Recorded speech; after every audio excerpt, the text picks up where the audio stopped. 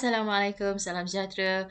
Untuk video kali ini, saya dah lama tak buat video untuk YouTube yang terbaru. Jadi, untuk kali ini, kita akan ada satu edisi yang terkini untuk ABK semester yang ketiga. Sebelum kita buat soalan ABK, apa yang pelajar perlu tahu ialah format penulisan dia. Sama ada format asing ataupun gabung.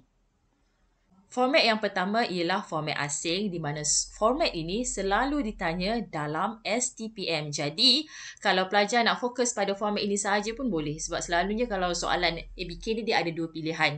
Soalan nombor berapa ya? Saya lupa jap. Okey, soalan nombor 16 dengan soalan 17. Kedua-dua soalan ini salah satu dia akan ada format asing ataupun kedua-dua format asing atau salah satunya format asing dan juga format gabung. Jadi, bagi saya pilihlah format asing kerana format asing sangat sedang berbanding dengan format gabung. Kata kunci format asing ialah dinyatakan dalam soalan. Apa yang dinyatakan? Okey, untuk format-format ni sebenarnya kita akan merujuk kepada AP iaitu analisis pengetahuan. Di mana AP yang diminta itu ada dalam arahan soalan. Tiada kaitan dengan data. Okey, untuk benda ni saya akan terangkan bila kita lihat kepada soalan-soalan nanti ya. Perenggan ABK untuk asing ataupun gabung adalah 6 perenggan. Wajib 6 perenggan. Di mana perenggan 1 dan juga 6 ialah pendahuluan dan juga penutup. Tetapi untuk perenggan 2 dan juga 3, kita hanya meletakkan AD. AD itu apa? Iaitu analisis data. Untuk AP pula iaitu analisis pengetahuan akan diasingkan daripada perenggan 2 dan juga 3. Bermaksud dia ada perenggan masing-masing. Ini contoh soalan bagi format asing di mana kata kunci yang pertama ialah dinyatakan dalam soalan. Apa yang ada dalam soalan ini? Huraikan bagaimana negara dapat mengurangkan pergantungan pada bahan makanan yang diimport untuk mengurangkan. Jadi, bagaimana itu merujuk kepada kaedah, cara ataupun langkah yang boleh dilakukan oleh negara kita untuk mengurangkan pergantungan kepada bahan makanan yang diimport. Okey, itulah maksudnya dinyatakan dalam soalan dan tiada kaitan dengan data. Huruf kecil, huruf besar ni pun salah ya. Ini A dengan G huruf besar, okey?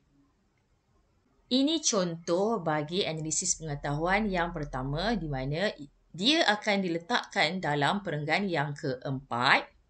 So, ini AP1, perenggan yang keempat. Dan ini AP2, perenggan yang kelima. Jadi, ini saya contohlah. Ya, ini idea, satu markah. Lepas tu, huraian 1, huraian 2. So, dapatlah satu-satu. Markah penuhnya ialah 3/3 untuk setiap perenggan.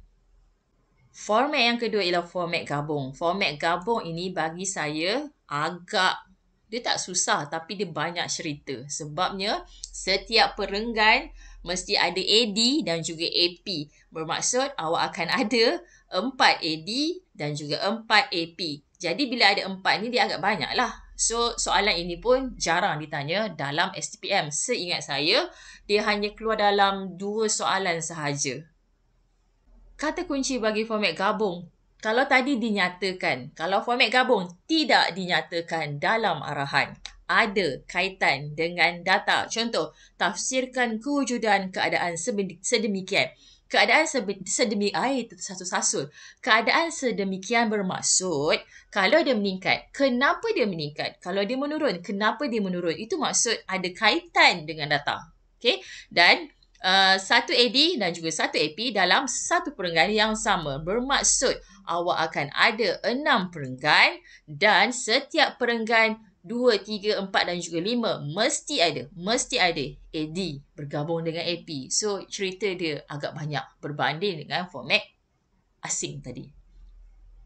Contoh soalan format gabung, dia menggunakan cartapai bukannya jadual. Jadi, daripada cartapai ini kita kena tukar dahulu nilai-nilai tersebut kepada dalam bentuk nombor biasa.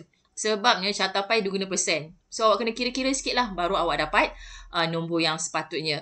Kita akan ubah daripada carta kepada jadual dahulu. Sebab bila tengok jadual itu lebih senang berbanding melihat carta atau graf. Okay? So, itu yang pertama. Yang seterusnya, kita akan tafsirkan kewujudan keadaan sedemikian. So, inilah format gabung. Dia bagi carta. Lepas tu, awak kena buat format gabung. So, ini ialah soalan 17. Awak ada pilihan soalan 16. Soalan 16 2018. Agak senang. Bagi saya, pilihlah jadual berbanding carta. Ya, betul.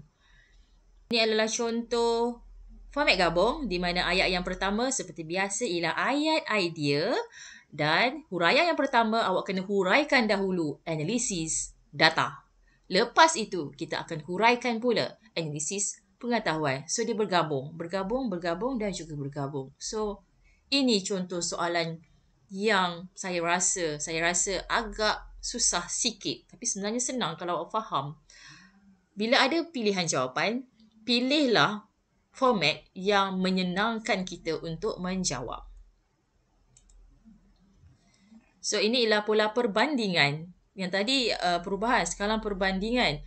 Okey, macam biasa ayat pertama, ayat idea.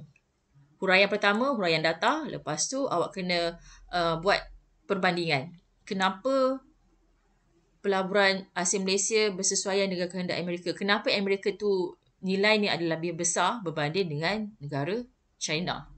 So, kena bandingkanlah antara dua tu.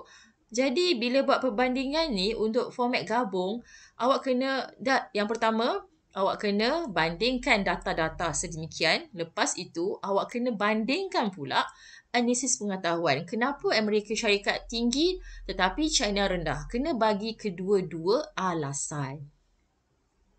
Sekian sahaja untuk kali ini. Kita jumpa lagi untuk video yang akan datang. InsyaAllah, kalau saya ada masa, saya akan cuba buat secepat yang mungkin. Terima kasih.